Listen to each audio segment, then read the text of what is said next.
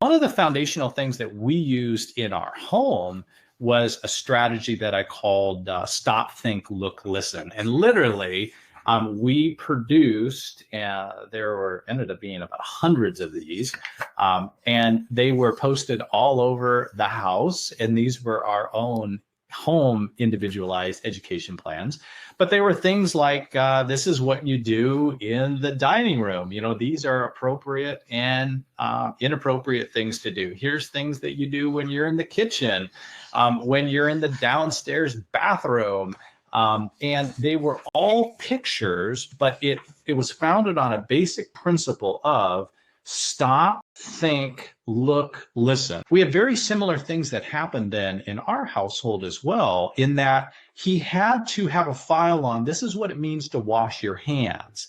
Now, with that being said, washing your hands in the upstairs sink and the downstairs sink and the kitchen sink and outside, all completely different, disparate experiences. And you would think, well, that's just called washing your hands.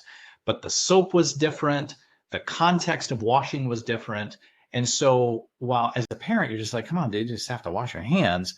No, it had to be very, very important that there was some common element. The bar of soap was the same, or the way the water came out, or the fixture was the same. And typically the touchstone was we actually just carried around a specific bar of soap because that was the trigger. That was the touchstone, the common point of washing your hand. We talk a lot about, and there's many therapies that are rewards-based therapies, right? You try to say, okay, well, and again, we use the concept of when you make good choices, good things happen, and when you make poor choices, poor things happen.